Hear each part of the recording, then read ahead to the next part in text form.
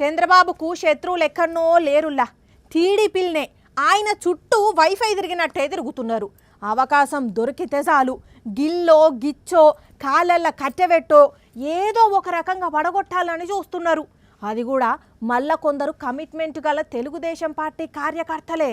అగ చూడుండ్రి పాపం చంద్రాలు సారు మీటింగ్లో పాల్గొని స్టేజీ దిగబోతుంటే మరి కావాలనే చేసిండ్రు లేకుంటే అనుకోకుండానే జరిగిందో గాని జర్రైతే బాబు గారు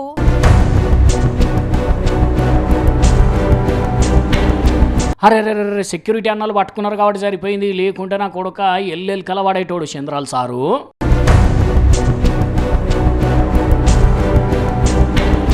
మరి కావాలనే నెట్టేసిండ్రో లేకుంటే ఏమైందో కానీ అప్పట్లో వస్తున్న మీకోసం యాత్రలో బాబుగారున్న స్టేజి కూలిన ఘటనను గుర్తు చేసిండు మళ్ళా.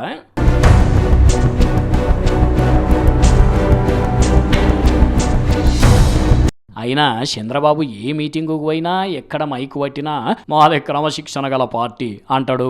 చూస్తేనేమో స్టేజి మీద ఇంత గందరగోళం ఉన్నది. మరి పుసుక్కున్న రాజానగరం టికెట్ను జనసేనకు కేటాయించేసరికి టీడీపీ లీడరు బొడ్డు వెంకటరమణ వర్గీయులు గరం అయ్యి స్టేజి మీదకించి దిగిపోతుంటే గిట్లా అందరికందరూ ఒకటేసారి పోయేసరికి తోపులటై పడ్డరా లేకుంటే కావాలనే వీళ్ళ దాంట్లోనే ఎవరన్నా ఇట్లా చేసిండ్రా అనేది కూడా ఒక అనుమానమే. కానీ బాబు అయితే ఒక్కసారే మస్తు కోపం చేసిండు వాళ్ళ మీదికి. అసలే బాబుకు మొన్నట్లనే కంఠాపరేషన్ అయింది, పానం కూడా మంచిగా లేదంటున్నారు. అట్లాంటి మనిషి కింద గిట్లా పడితే ఎంత పర్షాన్ ఉండేది. ఎందుకత ఏదో సార్లు వేసినాయి అలా మంచిగా ఉన్నది కాబట్టి ఏం కాలే ఇంకా నయ్యం.